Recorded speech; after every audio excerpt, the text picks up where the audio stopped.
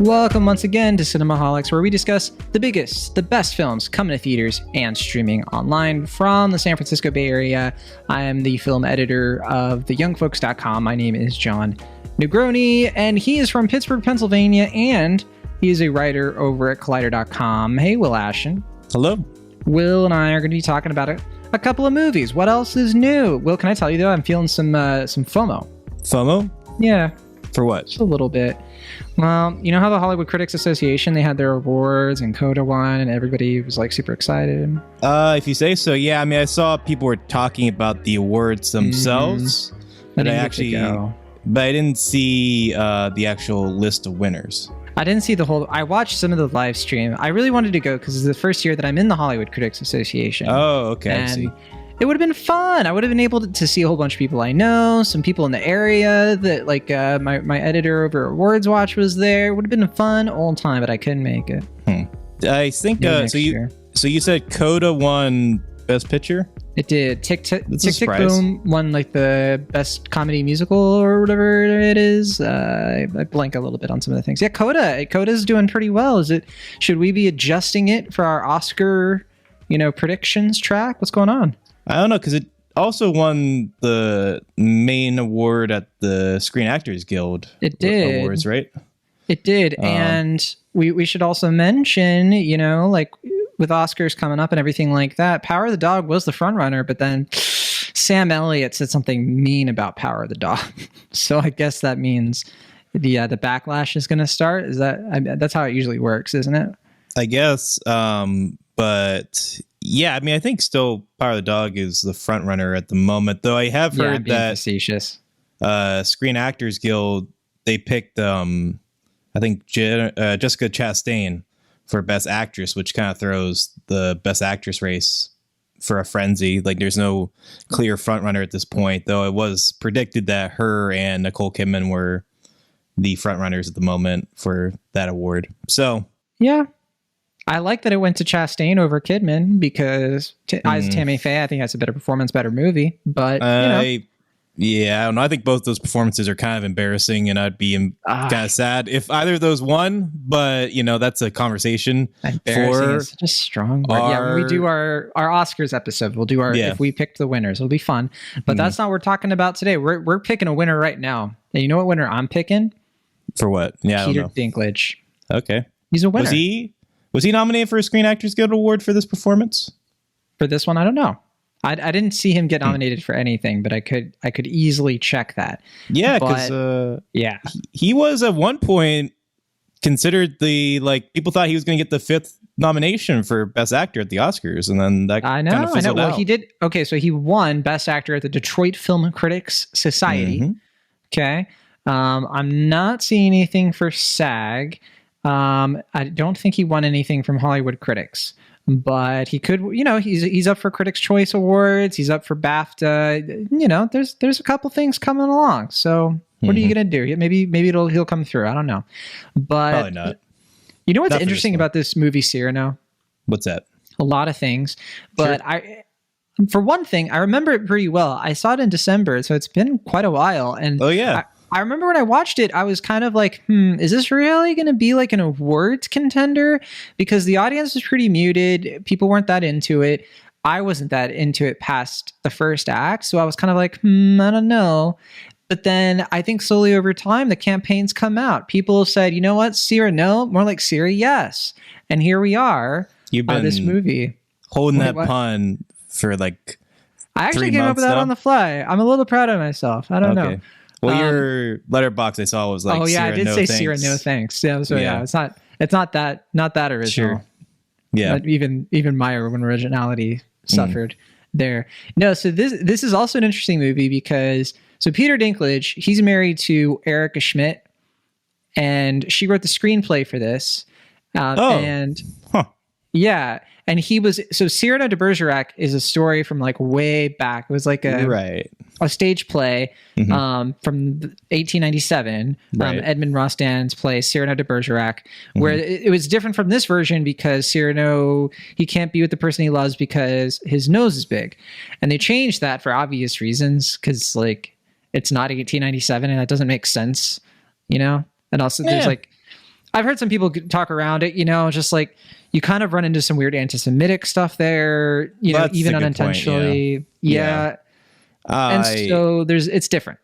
I just thought it was because they were like, we're not going to talk Roxanne, the Steve Martin. Yeah, the Steve Martin one. And even that, like, I haven't seen it, but like it's distracting, it's a good movie too. Because like the prosthetics and everything, it's like, I don't know. And you know, it's kind of funny because this is directed by Joe Wright, right? Yes. And Joe Wright, you know, for Darkest Hour, right? He's known for, you know, getting some makeup on the prosthetics and all that. Yeah. Yeah, I thought it was an interesting subversion. Like, it's telling the thrust of the story, but you're changing it up enough to justify the retelling. So, yeah. And, you know, and it gives Peter Dinklage a meaty lead role, which who can complain about that? Yeah, he was in the actual stage musical because this was a musical before they turned it into a movie. Peter Dinklage was in it with Haley Bennett, who's also in the movie. Yeah. And Erica Schmidt wrote the original musical and the screenplay for this movie. They're just adapting their own play, and they're keeping Peter Dinklage and Haley Bennett. There you go. Haley Bennett, who also is the life partner of Joe Wright. It's an orgy of a movie.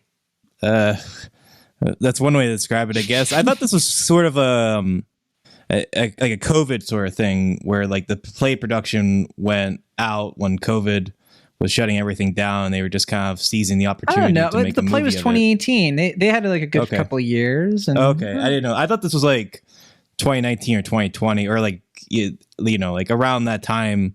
And I thought they just like wanted to keep it going under some, you know, some lights and cameras and all that jazz. So I don't know. I don't really know. No, they had a good run. I don't think they would have kept it going past, you know, 2020 anyway, because you're not going to keep Peter Dinklage and Haley Bennett and all that, like at least that version of it. But no, they announced the film, or they announced that MGM had the rights back in 2020. So during the pandemic, they filmed this in Italy.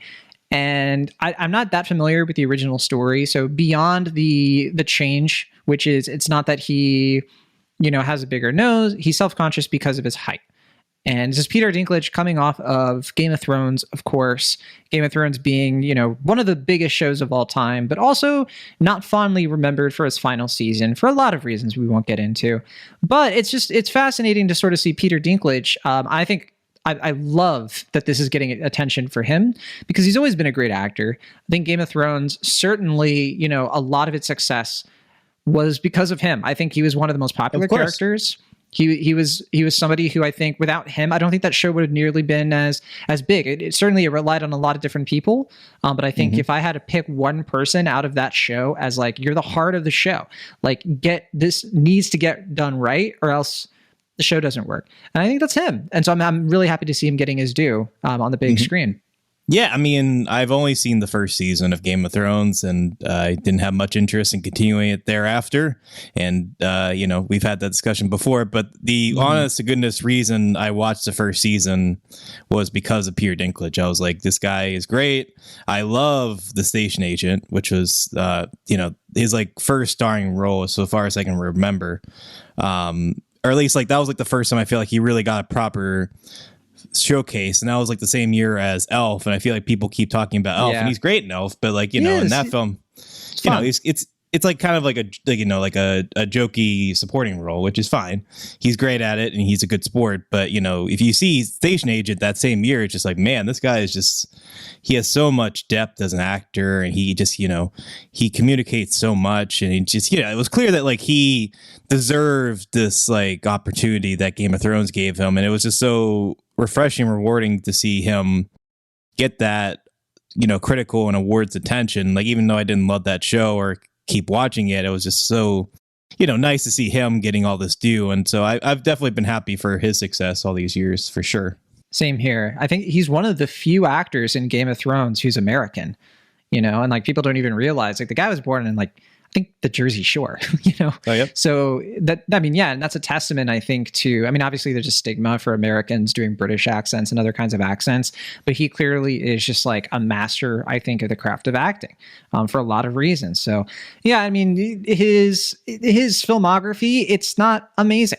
You know, I think that I Care a Lot, he was quite good in. I liked that movie quite a bit. I thought he was one of the better characters in 3 Billboards Outside Ebbing, Missouri. Yeah. A lot of his other films, Well, he's isn't he in Bruges? In Bruges? Is he? I don't remember him in that movie. Maybe. Let me look it up. I remember he was in, one of his worst roles he was stuck with. I know he was in Pixels. He was in one of the Chronicles of Narnia. I forget which one. He was in Death at a Funeral. He was okay in that X-Men movie. I think it was Days of Future Past, not Apocalypse. Yes, Days of Future Past. He was in that one. And I don't know. I think his film roles haven't been his best. And so that's why, to me, Cyrano is so cool, because it's like, oh, wow, here he is. I think, he was in Infinity War too. I almost forgot about it. He was in a Marvel movie. There you go. Yeah. Great guy. Great actor. I don't know if he's a great guy. I haven't met him, but he seems to be. So he's in this new movie. Yeah. And go ahead. No, I was just going to say, like, I think before Game of Thrones, like, when you say he doesn't have a great filmography, I felt like that's less because of him and more just because he didn't really get a lot of opportunities, because unfortunately just not a lot of roles are written for actors such as him. So it is nice that like now he's getting all these great roles and he's finally getting his due. But I would say that's probably the bigger reason more than anything for why he's been kind of having a less than consistent career all these years. And you can tell this movie is a passion project. Absolutely so let's talk about Joe Wright real quick. Joe Wright, who has made, I don't really like any of the movies I've seen from him except for Atonement. I like that movie. Great. I kind of liked The Soloist. I kind of like Pride and Prejudice, his version of that. I haven't seen Hannah or Anna Karenina, so I don't know. Like Karenina, however you say it. And I absolutely despise Pan, that Peter Pan origin movie. Oh my gosh, I despise that movie. Darkest Hour I thought was okay. And then Woman in the Window I thought was pretty bad. Sure. Kind of just so bad that Netflix parodied themselves a year later. It's great. Sure. I thought, this is probably a controversial opinion, but I thought, I didn't think Women in the Window was that great either, but Women, whatever the Kristen Bell thing was, that was not very good. I would say it was certainly worse than. Yeah, you saw that. I didn't see. I didn't see that. There was like a 10 episode thing. Whatever. Don't bother. I was like, why would I? Why wasn't that a movie? Like, that was my main thing in my review. Yeah, I was just like, this should have been a movie. Your review is for Slant, right? Yep, that was right. Find it there, listeners. Yeah. So Joe Wright's back directing, and I'll say off the top, I think that this is a much better film than a lot of his recent work. I think it's better than Darkest Hour. And I like this movie. In fact, so the story is Cyrano, as we already kind of mentioned, he's kind of like an aristocrat, sort of well-to-do dude. And he's a dwarf. So he's very short. But he is like best friends with this young woman who is beautiful. She comes from a good family, but I think she's like an orphan. And she is, looking for love, maybe in all the wrong places. They go to the opera, and Cyrano kind of gets into like almost sort of like a rap battle with one of the performers because he happens to be amazing with words. Cyrano, he may be pretty self-conscious about his appearance, but he is absolutely like, he knows how to spit fire. This whole sequence, the entire opera scene, which, goes from like a rhyming battle to eventually like a sword fight in the middle of a rhyming battle. It's our first real sort of like song number, because this is a musical as well. At this point in the movie, I was like, oh my word, am I watching a movie that I love? Am I going to love this? If this movie keeps it up at this level, I'm all in. This is one of my favorites of the year because this is stuff that I love. I love sword fights, especially when they're that gimmicky and they're that fun and personal and the stakes are just over the top. And I was getting swept away. The rest of the movie, I thought, was nowhere near as fun, nowhere near as engaging. It just sort of turns into a lot of other, like the real, like the formula starts to come in where Cyrano's in love with Roxanne, but he doesn't think she would love him back. And she has the hots for a very attractive man, like traditionally attractive, we should say, played by Kelvin Harrison Jr. She's being pursued by a rich noble, played by Ben Mendelsohn, who's dastardly. And the Calvin Harrison character, he's super traditionally attractive, but he's not good with words. So Cyrano gives him his love letters that he means for Roxanne, and it's just he will true love prevail, and they're going to sing lots of songs. And when the real thrust of the movie came in, and this is what we were watching, I lost interest pretty fast. But what did you think, Will Ashton, about this movie? 2 hours, a little over 2 hours. So it's kind of a long one. What did you think? Yeah, I mean, going back to what you were saying about Joe Wright, he's the sort of director where I haven't seen Pride and Prejudice. I think that's the only one of his that's a blind spot. But every one of his films I've seen, going back to Atonement, even when I don't love the films, I really just admire his gusto, I guess, or I don't know if that's the exact word. I just admire that he sort of just kind of thrust everything into his movies, and even when his sensibilities aren't exactly right for the project, you never feel like, okay, he's like half-assing this project. Like you see like Anna Karenina, and then like not everything about that works, but when that movie sings, it's incredible. And I really enjoy Hannah. I think even something like Pan is just so bizarre and takes so many big swings that I can't really hate it.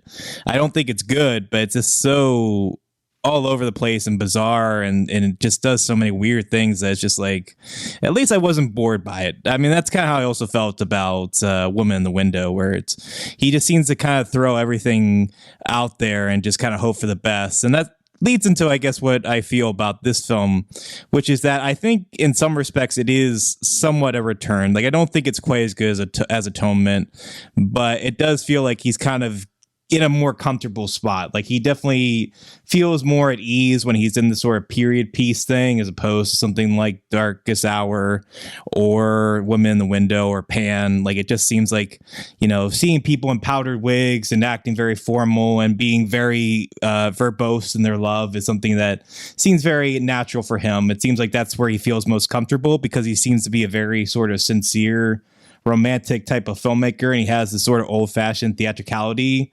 And a story like this, like he feels most at ease with the kind of whimsy and the broadness of it, and I think that feels where he really sort of excels as a director. But I guess when it comes down to the music itself, I feel like it's not quite as captivating for me as I was hoping it would be. Not that any of the musical numbers are incompetent or poorly done. I mean, there's a lot of fascinating choreography with those scenes. Sure, yeah. I think they're just not memorable.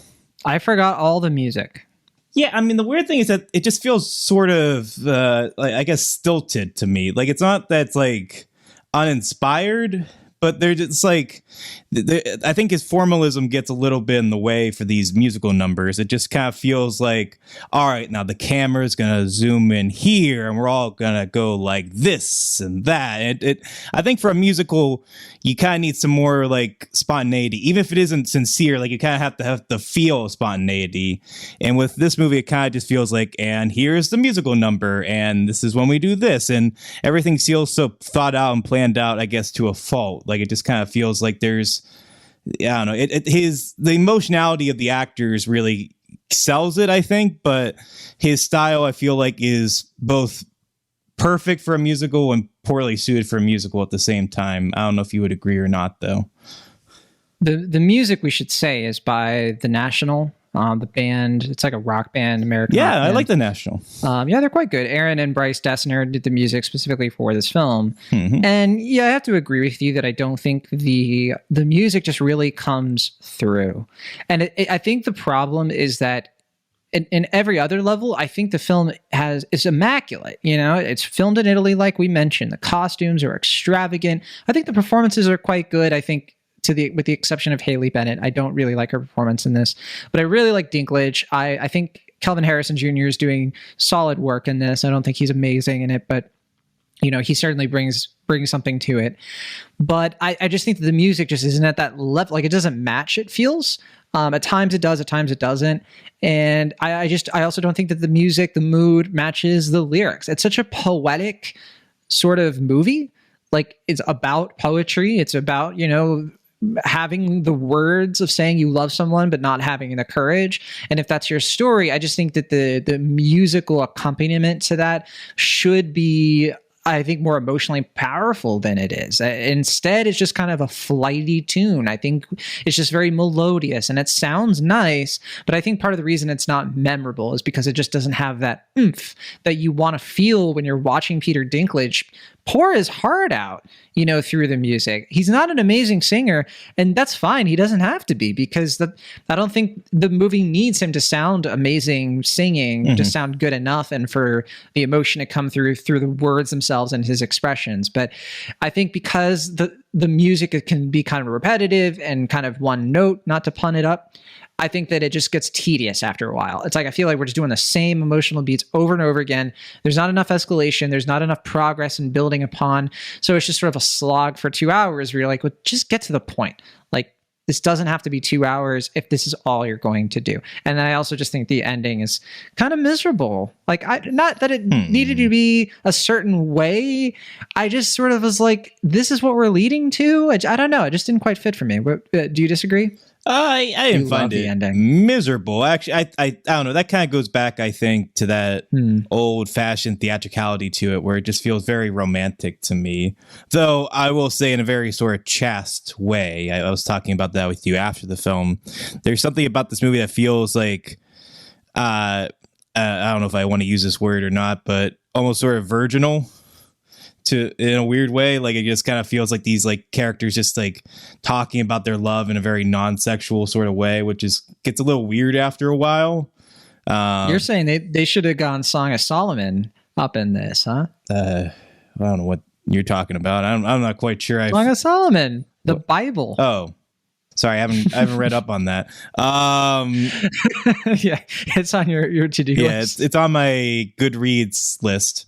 I would say, of all the books of the Bible to read, Song of Solomon's the best one. I mean, it's, especially if you like films. In any case, I wasn't predicting we'd talk about the Bible, but sure. You weren't predicting. You weren't waiting for like a Sunday school lesson. Sure.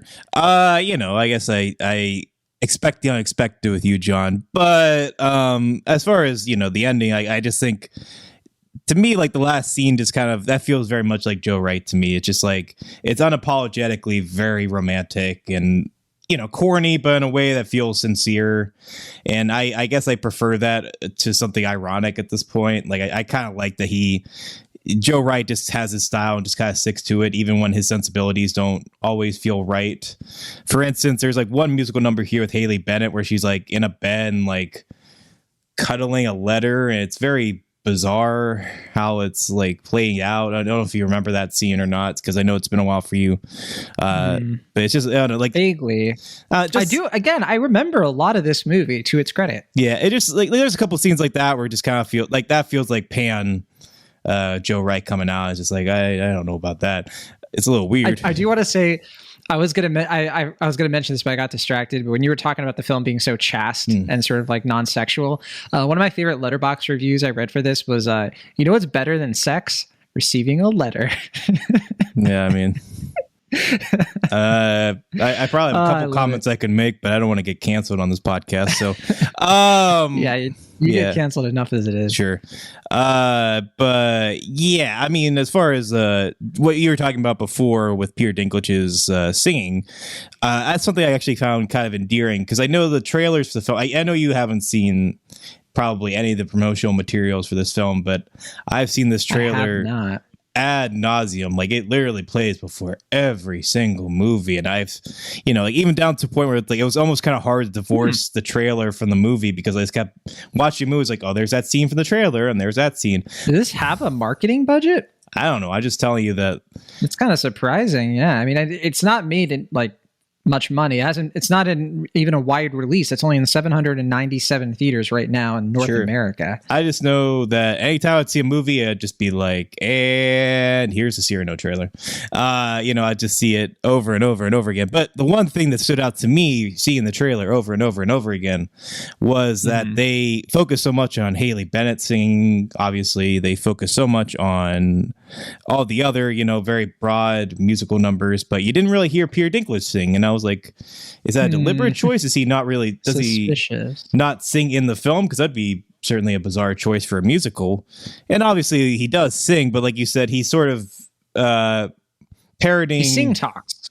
Yeah, but he's parroting the Matt Berninger, the lead guy. Matt Berninger. He's the vocalist for The National. Right. He's like sort of like copying his song speaking style, like his speaking style, in a way that at first was a little distracting, but as it went along, it kind of got endeared to it because it is like deliberately kind of rough and haggard, but in a way that feels true to the character. Like he, even though he can, speak so eloquently and all this stuff, like him being vulnerable with his feelings is something that doesn't really feel natural to the character.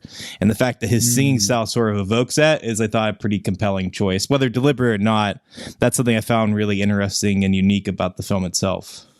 Did you find Haley Bennett to be a good singer here, or just good in general? Because my take on her was just, I don't know, where's the charm? We really need to buy he's hopelessly in love with her, and I feel like there's just something missing with this character. I say this as somebody who's in the middle of watching The Gilded Age week to week. Is she on that? Has characters like this. Oh, okay. She's not, but I'm just saying that like one of Meryl Streep's daughters is in it, and very similar characters actually, writing wise in the same time period essentially. And there's just some sort of like wide-eyed charm and charisma that I'm not trying to hate on Haley Bennett, because I've liked her in other things, to be sure. But I don't know. Is that just me? I took it less as her performance and more that I felt the writing for her character was very two-dimensional, to a point that I found it sort of distracting. Like how that is a big part of it. Yeah. She's like, just her whole thing is just being lovey-dovey, and like even like weirdly like the opening scene sort of suggests otherwise. Like it's like she presents herself as a sort of like free spirit who like just wants to find love we get and hints. Go against her family expectations. But then every other scene after that, it's just like she's like this doe-eyed innocent who's just like, it does the Beauty and the Beast thing a little bit. Even to the point where she like seems kind of dumb. Like there's that scene where like Peter Dinklage is hiding behind the wall speaking for our lead romantic character. What was his name? Not Cyrano. Calvin Harrison Jr. Yeah, I forget his character's name. I'm going to remember. Well, I don't know. I just it's been months. I didn't want to call. He's not a very important character. Whatever.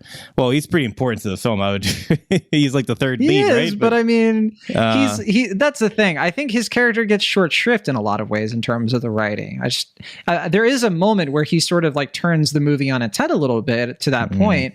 But I think that like Peter Dinklage is sort of using him. Haley Bennett's in love with like a version of him that doesn't exist, and he's just sort of like, I just, I feel like he's, what's the word? Sympathetic in a lot of ways, even though he's a bit of a liar. Yeah. A bit of a liar, total liar. And that's the thing, I guess, that kind of gets into one of the points I was kind of alluding to earlier, which is that the movie kind of seems caught between the traditionalism of the story and trying to subvert it at the same time. And like we said, casting Peter Dinklage is a pretty interesting way to subvert the story, but every other character seems to be traditional to a fault. Like it doesn't seem like they were trying to subvert anything else about the narrative, to the point where it came kind of distracting that they subvert some things but chose to keep everything else like 60-70% traditional to the text. And it made me feel like the elements that are trying to subvert it seem kind of odd in comparison, because I do think like the script, like even though I don't love the way that Haley Bennett's character is written, I do think it's a pretty clever script a lot of times. Like there's a lot of witty back and forth and some clever dialogue, and even some of the structuring is pretty unique. But I mean, I just think that the characterizations for a lot of supporting characters left some things to be desired, and the performances could sometimes suffer for that reason. Which is a shame, because I am so happy to see Peter Dinklage in a lead role, a romantic lead role. I mean, it's just, I think we've mentioned it quite a bit, that like this is the kind of opportunity I think he was more than ready for, more than deserving for. And yeah, even though I don't think it worked out in a lot of other departments, this is definitely one of those I'm happy this movie exists kind of movies.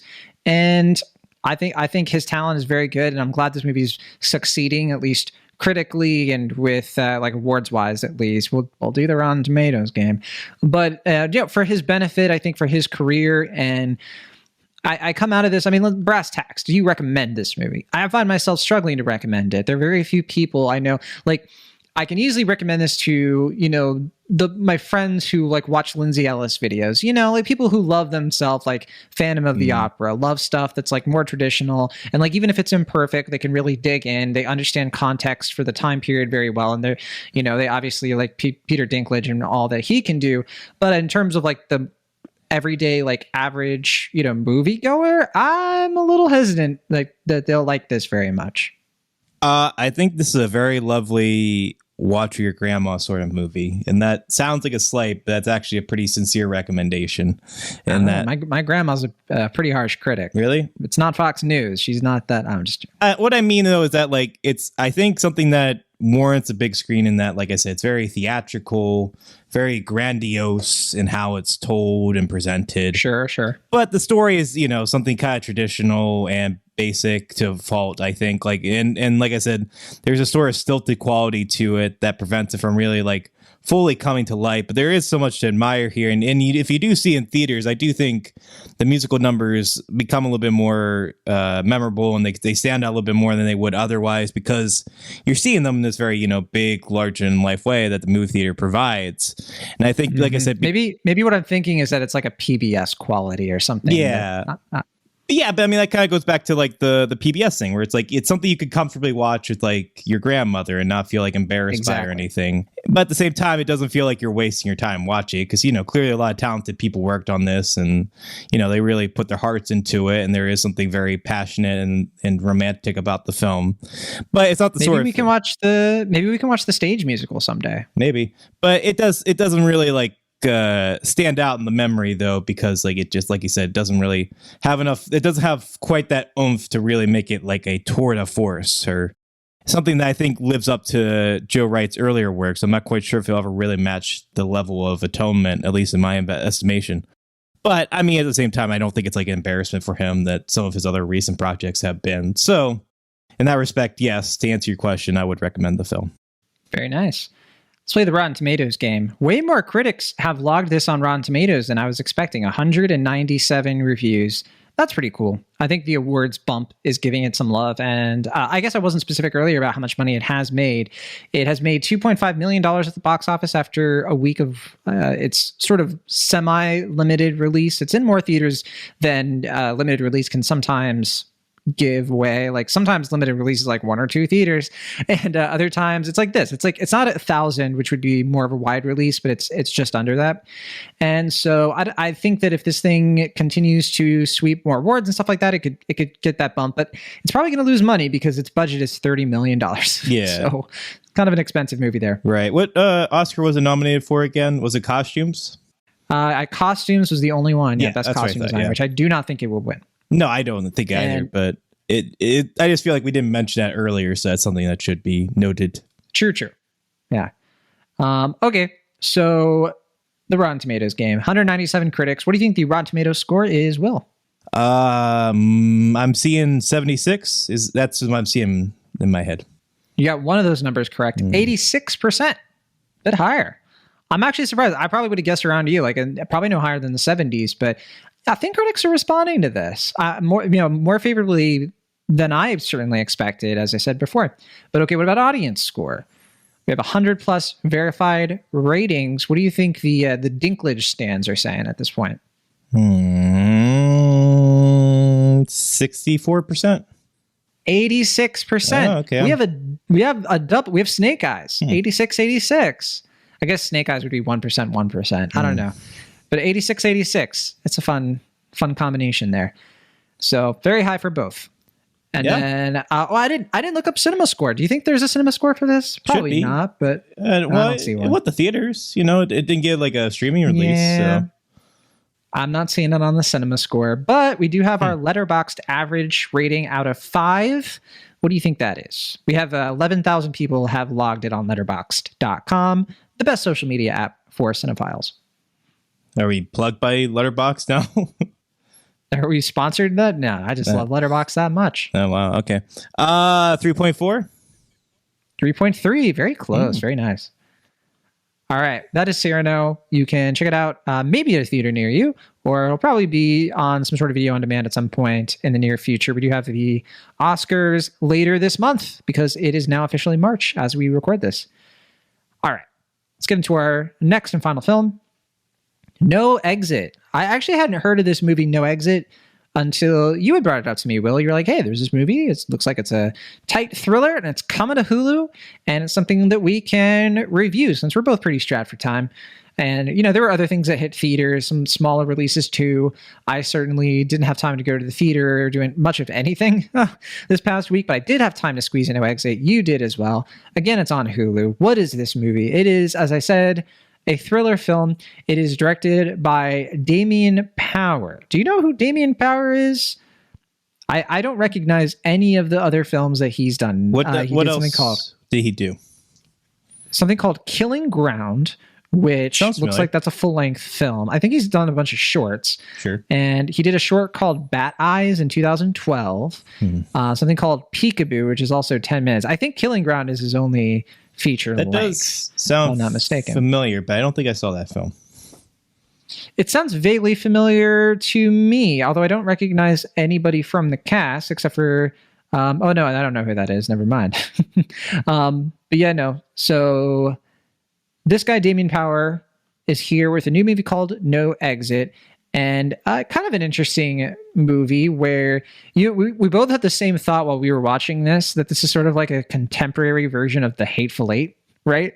Like very, very similar movies conceptually, mood-wise, just way less, I don't want to say way less violence, but way less racism, I guess? Yeah, I mean, I guess so, yeah. I mean, just in the sense that, yeah, there are a couple disparate people, so barren in a cabinish sort of place, and tensions. Yeah, they're trapped in a visitor center. It's like modern day, so it's not Hateful Eight in that way. Right. Yeah. But it's, I mean, yeah, but then, it is a visitor center, but it looks like kind of like a big cabin because it's the set. Sure. But they're snowed in. They can't leave. There's no exit. Although there are a couple of exits, but not a lot. Yeah. I mean, it would just be tough. But yeah, sure, I mean, it is broadly similar to Hateful Eight, but not exactly, not enough to where Quentin Tarantino, I think, can sue. Yeah, that is the case. The main actor in this is Havana Rose Liu, who I've only seen one of her. She's been in a few films. I've only seen one of the films that she's been in, Mayday, that Sundance movie from last year. You remember Mayday? Oh, yeah. I was wondering where she looked familiar from, and I think that might be it. Yeah. She was in that movie with her and Mia Goth. I think she had... she was one of the not main characters, but she was pretty in there.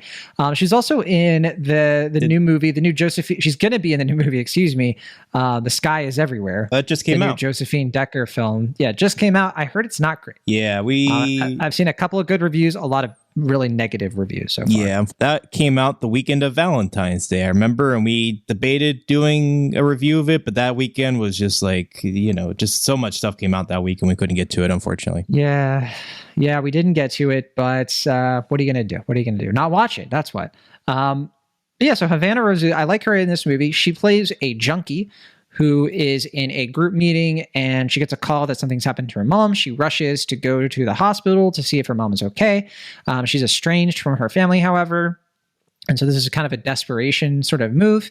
But as we said, she gets snowed in. The cops direct her to a visitor center, and she's sort of stuck there. And she meets an interesting group of strangers.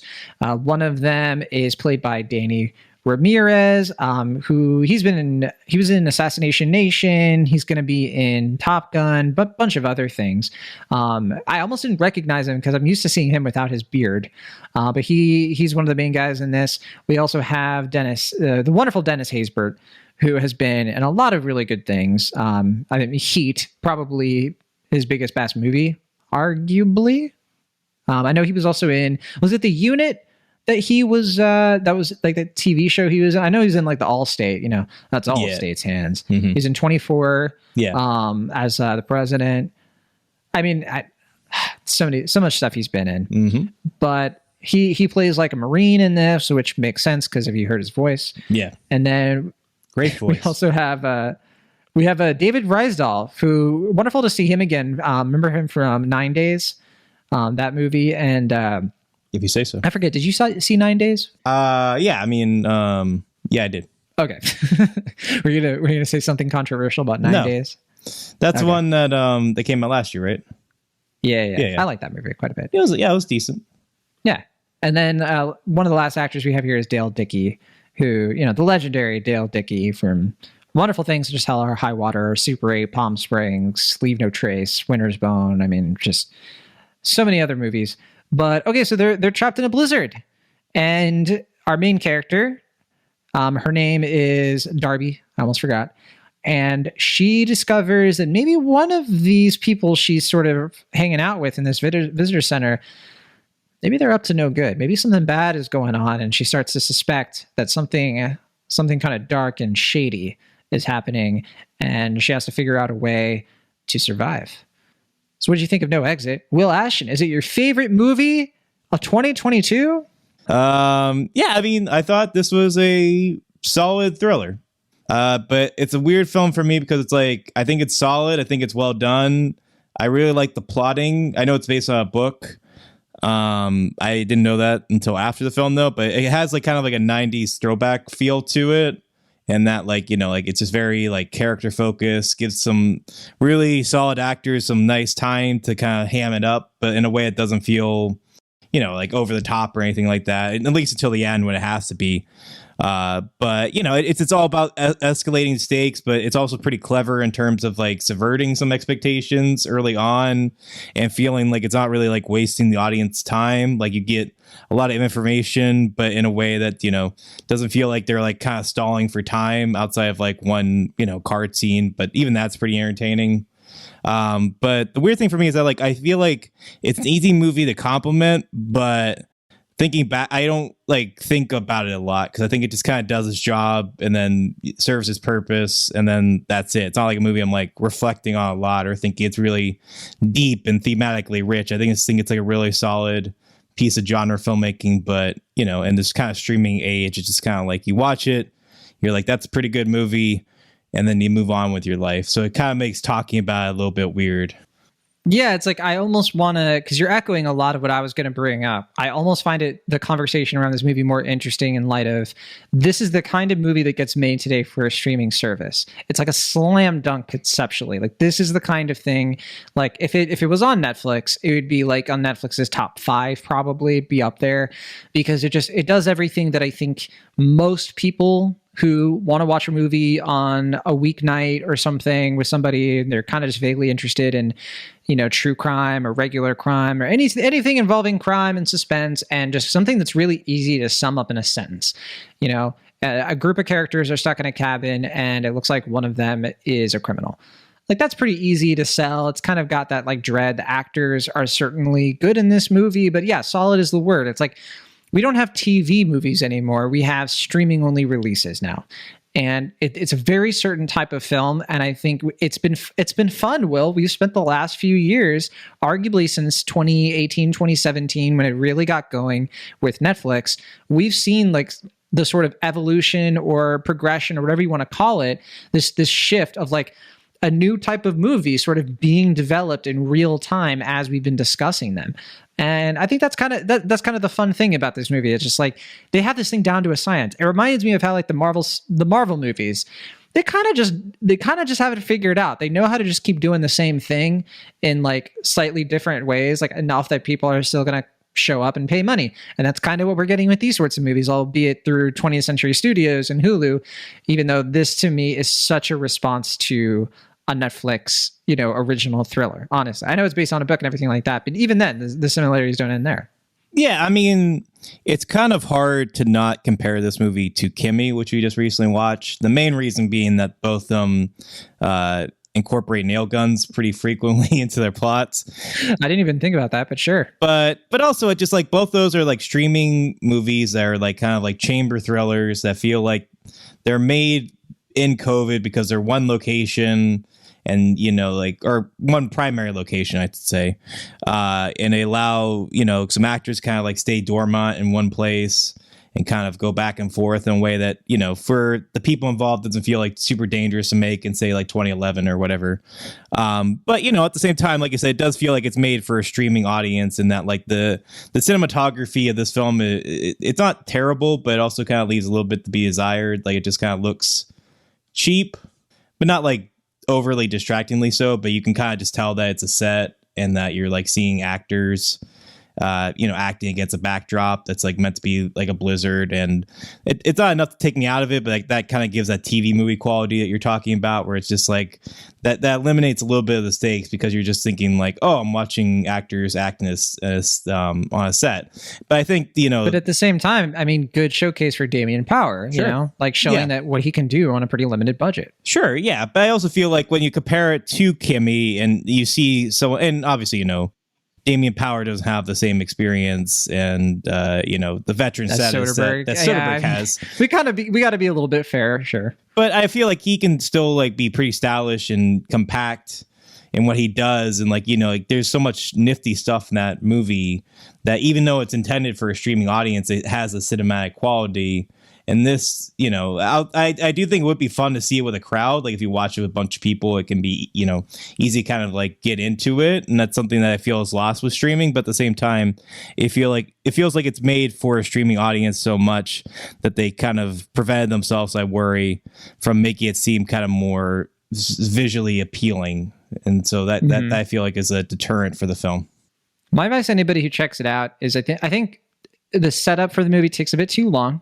Like it takes a while to really get going in terms of like what we're doing here. It's a lot of setup at the beginning, yeah.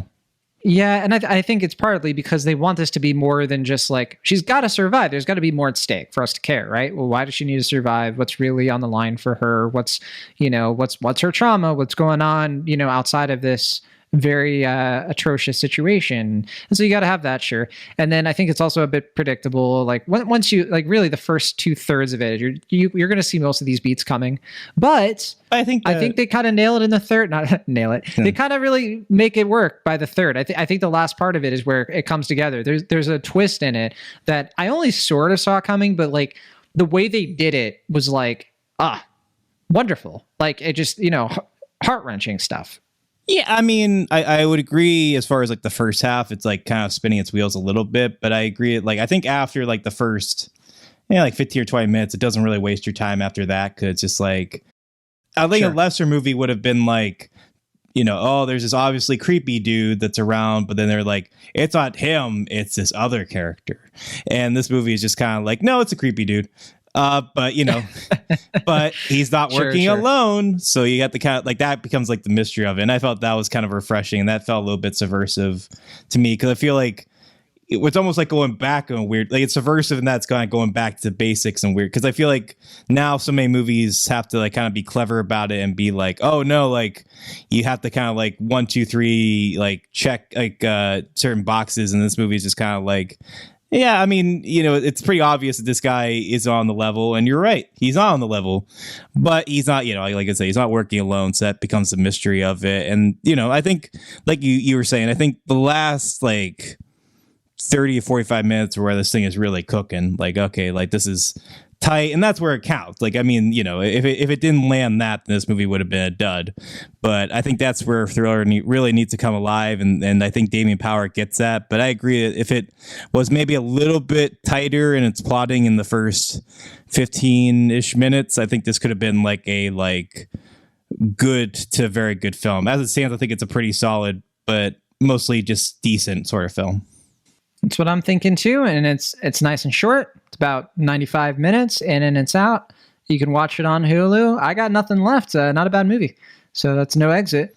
Yeah. I guess we can play the Rotten Tomatoes game, unless you had something else. No, I mean, that was pretty much it. I mean, that's kind of the sad thing about a movie like this, is that we can just both be like, yeah, it's a pretty solid film. But when you're reviewing it in a podcast form, it doesn't really inspire like a deep conversation.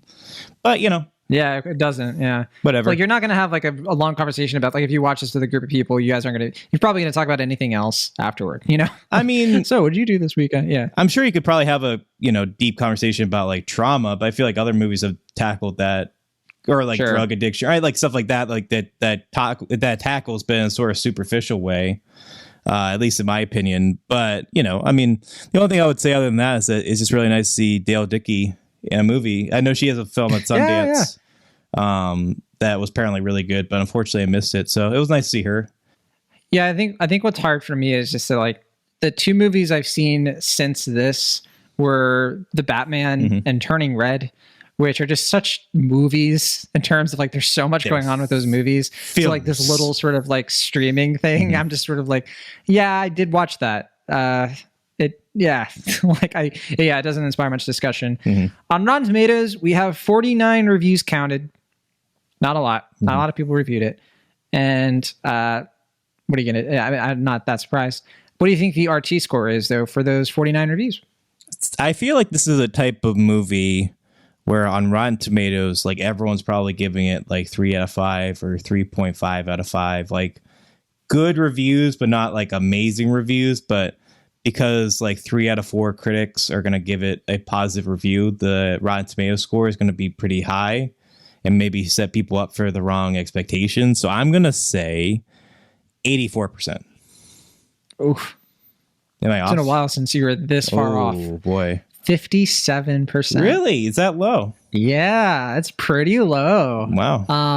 One of the top reviews I see here is from friend of the show, Kimber Myers, who wrote her review for the LA Times. And yeah, she was negative on the film. She said, as the film winds toward its bloody climax, it's unclear what the point of it all was. She's not wrong.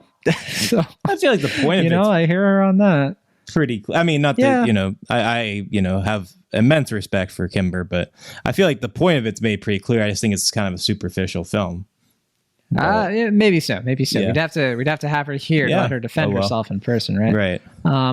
Yeah. In fact, I don't really recognize any of these other negative reviews, like from these other critics. I don't know these folks as well. So yeah, it's surprising to me. I thought, like, I didn't expect it to be getting raves, but I thought, the vibe I've been getting, like, at least from people I follow on Letterboxd and stuff, is that it's been like everyone's just kind of like, yeah, we all agree, 3 out of 5 stars, right? Right.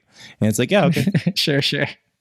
Okay, and then what about the audience score? You have 100+ ratings on Rotten Tomatoes for the audience. What do you think the score is, the average? I don't know. I'm off my game today. I'm going to say or slightly 68%. Still a bit off, 59%. Yeah, both movies today were like pretty close to each other. Yeah. Pretty low, yeah. That's something. What's going on? And it's funny because, I'm looking at the Letterboxd right now, so we can do the Letterboxd average. Yeah. And 7.9 thousand logged. And yeah, like you're saying, like, these are all 3 or 3.5. Every single one except for 2. I see one that's 2.5 from Kimber. And then I see one that is 4 stars from friend of mine, Sarah Clemens. I haven't had her on Cinemaholics yet. Oh, yeah. She's a good writer. I wish you have her on. I didn't realize to have her on. Kimber was on Letterboxd. I had to follow her on there. She doesn't post that much. I was kind of surprised to see her. I followed her way back. And like, I'd never see her, but she's here. Yeah. But yeah, plenty friends of the show over here giving, like Chris Vandalista gave it a 3. Yeah, I saw that. Clint Worthington gave it a 3. Matt Donato gave it 3.5. So, folks are coming out and they're saying, you know what? I don't need an exit. I'm staying with this movie. I'm sticking with it. All right. Okay. Yeah. What do you think the Letterboxd average is?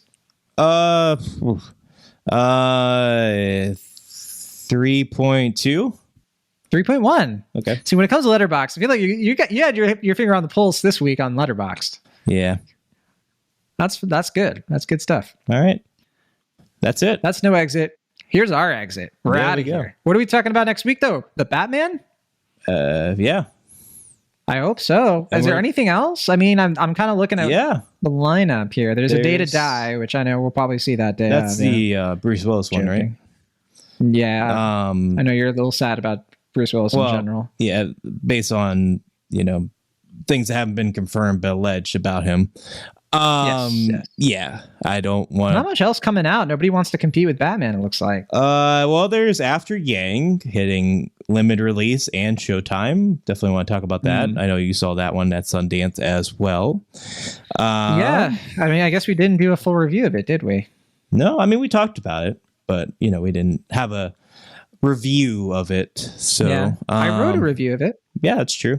But I feel like there's something else that's coming out next week that I am I'm double checking my numbers. Maybe I'm forgetting something. Oh yeah, there's Fresh. Yeah, that's it. Yeah, we got another Sundance. That's the other one. Fresh. Another Hulu. Yeah, it's going to be on Hulu through Searchlight. Mm-hmm. Yeah, another Sundance thing. So we have 3 movies potentially we could talk about next week. The Batman, After Yang, and Fresh. Doubt we're going to be seeing A Day to Die. But I'm assuming Batman's going to take up most of our time. Are we going to have a special guest for the Batman? I haven't even thought of it until now. Good question. What do you think? We should think about it. Well, the only guest I need is not a guest at all, and that's Will Ashton. Sure. He's family. You're either Alfred or Batman, and I'm the other. There you go. Maybe we vacillate between the two. Some weeks I'm Batman, some weeks you're the Riddler, because I don't understand what you're even talking about. Fair enough. Oh, man. All right. That's our show for this week. Thank you, as always, for listening. Always fun. Not the biggest movies in the world this week, but certainly interesting as we lead into probably one of the biggest weeks of the year so far, at least in Scream, in terms of releases. And I'm curious to see how the Batman is going to do as a film, box office wise, particularly with what's going on in the world right now. Very interesting to see if people are going to be coming out for this. I suspect they will. I kind of am expecting Batman to be huge. I'm still a little surprised it's coming out in March. It's like with Uncharted. It's like these movies coming out in like March and February. And it's like, these are summer movies. Is the summer that's stacked? I don't know, but okay. I was talking to you about this earlier this week. I was shocked that Fantastic Beasts 3 is coming out in April. I thought that was like a summer or fall release. I didn't realize that was coming out in the spring. What's going on? Yeah, but I mean, there are plenty of big movies coming out in the summer. I mean, there's new Doctor Strange, and there's going to be Top Gun and Jurassic World sequel and Lightyear, huge Pixar movie, but although that could be on Disney Plus. Yeah. I think there's a Minions movie, a Thor movie. I mean, there is a lot of stuff coming out in the summer, so I do kind of get it. But, I mean, it makes sense. I just felt like it's less about the practicality of it and more just I feel like Warner Brothers isn't really marketing it. Like it just kind of like is just like, oh yeah, that's coming out. I mean, that seems like something that would be a bigger deal, but you know, that franchise has baggage now, but we can talk about that. I mean, they did have faith in it because like it seemed like every critic, you know, who like a lot of critics saw it on the like around the same time, and then we all put our reviews out at the same exact time. We talking so like they have a lot of faith in it. Yeah, I was talking about Fantastic Beasts. Are you talking about the Batman? I'm talking about the Batman. Yeah, okay. Sorry. No, you're good. I thought that's what you were talking about in terms of the marketing. I mean, Fantastic Beasts too, but that to me is way more obvious. Like they clearly just want to get rid of this thing because it's like just an albatross around their neck. The whole J.K. Rowling situation. It's just drama. Yeah. So what are you gonna do? That's all I got. That's that. Yeah. That's all I got too. We'll see you on the next one. From the Internet California, I'm John Negroni. And from Internet Pennsylvania, I'm Lashin. See you next time.